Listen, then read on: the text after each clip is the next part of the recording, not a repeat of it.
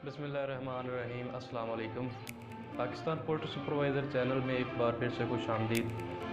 मैं हूं मुश्ताक अहमद। मैंने पिछली वीडियो में ज़िक्र किया था कि फ़ार्म को कैसे डिज़ाइन करना चाहिए, और आज का मेरा मौजू होगा कि फ़ार्म के ऊपर सुपरवाइज़र क्यों ज़रूरी है और इसके मसाइल क्या है, इनकी ज़रूरियात क्या है, इनकी तनख्वाह कितनी होनी चाहिए और इसका तजर्बा कितना होना चाहिए। तो अगर आपने वो मेरी पिछली वीडियो नहीं देखी, आप वो देख सकते हैं। बायोसिक्योरिटी के हवाले से भी है, और इंशाल्लाह आज इस वीडियो में मैं इस सारी जो सूरत हाल को कवर करूँगा। उससे पहले अगर आपने मेरा चैनल सब्सक्राइब नहीं किया तो चैनल सब्सक्राइब कर लें और पेज को भी लाइक ज़रूर कर लें। Pakistan poultry supervisor PPS page है और इसी नेम से हमारा फेसबुक यूट्यूब के ऊपर चैनल भी है। तो आज की वीडियो का मौजू है कि फार्मर के लिए सुपरवाइज़र कितना ज़रूरी है। नंबर 1, आप फार्म बना लेते हैं, फार्मर फार्म बना लेता है, उसके बाद जो है उसको रन करने के लिए लेबर की ज़रूरत होती है। और लेबर में जो वो लेबर मैन होता है, जिसको आम लफ्ज़ों में फैक्ट्रियों में फोरमैन कहा जाता है, और फार्म के हवाले से उसको सुपरवाइज़र का नाम दिया गया। सुपरवाइज़र जो है उसका कम अज़ कम तजर्बा वो 6 से 9 साल होना चाहिए, और आज के दौर में ये तकरीबन मुमकिन है कि मैं पिछले 2009 से सुपरवाइज़र कर रहा हूँ और मुख्तलिफ़ फार्म पे मैंने काम भी किया है। इस हवाले से मुझे जहाँ तक मुझे याद है, जो मेरे साथ उस वक़्त सुपरवाइज़र बने थे उनको तकरीबन 8 से 9 साल हो चुके हैं। तजर्बे के हवाले से मैंने बताया कि तजर्बा जो है कम अज़ कम वो 8 से 9 साल, 6 से 9 साल होना चाहिए। 6 से 8 भी हो सकता है, लेकिन मिनिमम जो है वो 6 साल होना चाहिए। उसके अलावा जो अगला सवाल था कि फार्म के ऊपर सुपरवाइज़र को किन किन मसाइल का सामना करना पड़ता है। नंबर 1 है कि जब वो फार्म के ऊपर लेबर लेकर जाता है तो उसके लेबर जो होती है, बहुत से लोग होते हैं, कुछ को फार्म पसंद नहीं आता, काम पसंद नहीं आता, कुछ वो वैसे होते हैं जो भगौड़े होते हैं, जिन्होंने जो है वो एक दफ़ा भाग के जाना ही होता है, फिर वो आगे मतलब वो चलते फिरते उड़ते पंछी होते हैं। तो उस हवाले से जब कोई लड़का फार्म के ऊपर काम करने के लिए आता है और वो चला जाता है, तो मालिकान का जो नेगेटिव रद्द-ए-अमल होता है वो बहुत बुरा होता है।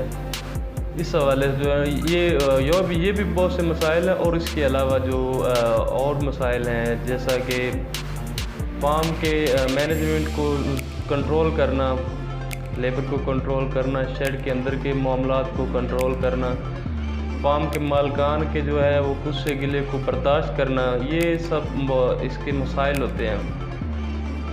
उसके आगे था कि हाँ, क्या तो फार्म सुपरवाइज़र के बगैर फार्म चलाया जा सकता है। तो आज के दौर में सभी जानते हैं कि फार्म के ऊपर सुपरवाइज़र जो है वो रीढ़ की हड्डी के मुतरादिफ गिना जाता है। फार्म को सुपरवाइज़र के बिना चलाना मुमकिन भी नहीं है और मुश्किल भी बहुत है। ये मैं नहीं कह रहा, ये मैंने तकरीबन काफ़ी ऐसे लोग देखे भी हैं जो कहते थे कि फार्म पे सुपरवाइज़र हम रखे बगैर गुजारा कर लेंगे। 1 फ्लाग, 2 फ्लाग, आखिर 3 फ्लाग निकालने के बाद उन्होंने सुपरवाइज़र को दोबारा हायर किया। तो फार्म के ऊपर सुपरवाइज़र का होना बहुत ज़रूरी है।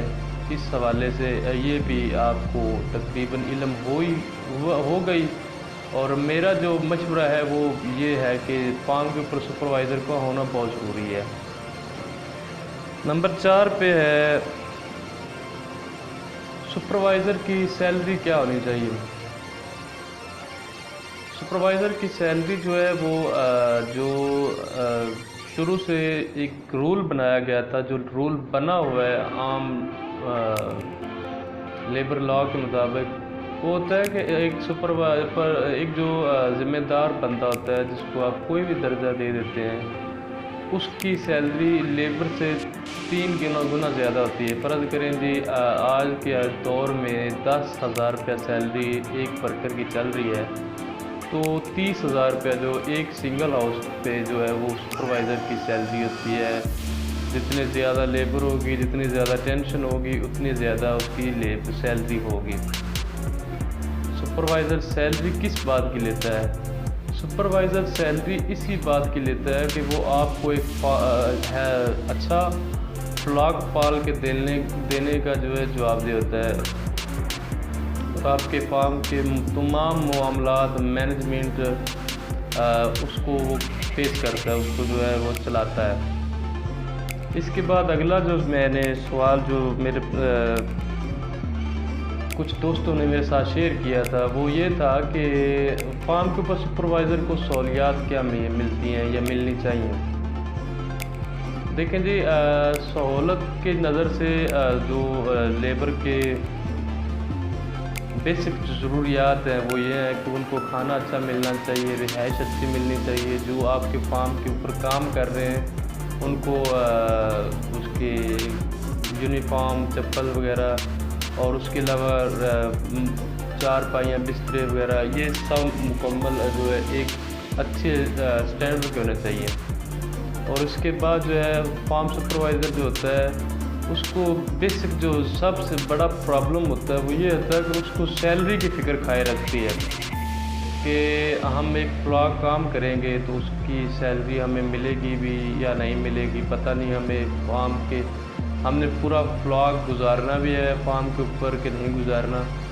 तो मैं फार्मर हज़रात से गुजारिश करता हूँ कि प्लीज़ जो भी आप बंदा रखते हैं उसको आप तसल्ली से जो है उसको आप चेक आउट करें, उसका इंटरव्यू लें, उसका बिहेवियर चेक करें। अगर वो आपके स्टैंडर्ड के मुताबिक नहीं उतरता, पूरा नहीं उतरता, तो उसको आप फारग कर दें पहले दिन। होता यूँ है कि इधर से चूज़ा बुक करवा लिया होता है और उधर से सुपरवाइज़र को फ़ोन कर दिया जाता है कि आप जो है लेबर लेकर पहुँचे। अब जब आपका चूज़ा बुक हो गया है और आपके पास आपके फार्म का काम सारा करने वाला है, तो वो बेचारा सुपरवाइज़र वहाँ पे क्या करेगा? सारी लेबर तो वो साथ ला नहीं सकता।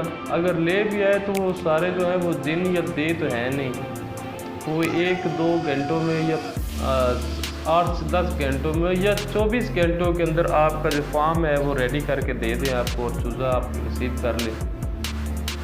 जिस बंदे ने आपके फार्म पे आना है, पहले उसने अपनी सारी मैनेजमेंट चेक करनी है कि उसके जो उसकी ज़रूरियात, मतलब जो उसकी हथियार हैं, जैसा कि पंखों की सेटिंग, पंखे की चेकिंग करना, गर्मियों में कूलिंग पैड चेक करना कि क्या वो अच्छी तरह वर्क करते हैं। सर्दियों में ब्रूडर ख़ास तौर पे वो ब्रूडर को चेकआउट करना होता है कि क्या वो भी ब्रूडर पूरा उतर रहा है या नहीं उतर रहा। आप लोगों ने तो बस देना है, ये देखें जी फार्म के अंदर आ गए और इनको जो है ताला लगा के इधर बंद कर दे और बस ये यहाँ पे काम करेंगे। तो जब वो फ्लॉग निकल जाता है तो बहुत से लोग जो है वो सैलरी वगैरह भी नहीं देते। ये बहुत नेगेटिव चीज़ है। इसको जो है आप ज़रा इस बात पे गौर करें। और बेसिक जो इस वीडियो का मकसद था वो ये था कि फार्म के ऊपर सुपरवाइज़र क्यों और कितना ज़रूरी है। तो आप इस बात को तस्लीम भी करते हैं और तस्लीम करेंगे भी कि फार्म के ऊपर सुपरवाइज़र एक रीढ़ की हड्डी के मुतरादिफ होता है, जिसके बिना आपका फार्म जो है वो उसकी मैनेजमेंट करना बहुत मुश्किल होती है। बाकी आप जितने भी बंदे रख लें, आप सुपरवाइज़र ना रखें, लेबर सारी देख लें, खुद भी काम करवा के आप देख लें, आखिरकार आपने 3 फ्लॉग के बाद थक जाना है और आप ये रियलाइज़ करना है, महसूस करना है कि हाँ सुपरवाइज़र कितना ज़रूरी था।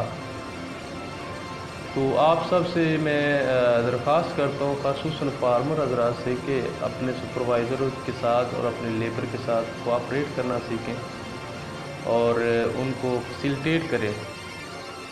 बीमारी हर सीज़न में आती है और मैनेजमेंट की वजह से आती है। जो एक बंदा आपके पास काम कर रहा था, अगर उसकी वजह से आप समझते हैं कि बीमारी आ गई और उसकी वजह से आई है, तो अगला बंदा जो आएगा वो फरिश्ता नहीं होगा।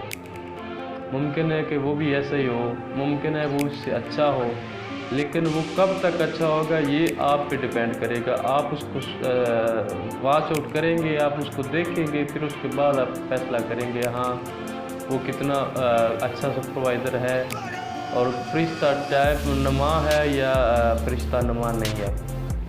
तो आप सबका बहुत शुक्रिया वीडियो देखने के लिए। अगर आपको वीडियो पसंद आए तो आप मेरे चैनल को सब्सक्राइब कर सकते हैं और मेरे पेज को भी लाइक कर सकते हैं। Pakistan poultry supervisor PPS page है हमारा और Pakistan poultry supervisor PPS YouTube पे हमारा चैनल है। तो मेरी हौसला अफजाई के लिए आप वीडियो को शेयर करें और जो भी आपके फार्मर हजरात हैं जो इस चीज़ को अच्छा समझते हैं वो लोगों के साथ इसको शेयर भी कर सकते हैं। बहुत मेहरबानी, शुक्रिया, अल्लाह हाफ़िज़, अस्सलाम वालेकुम।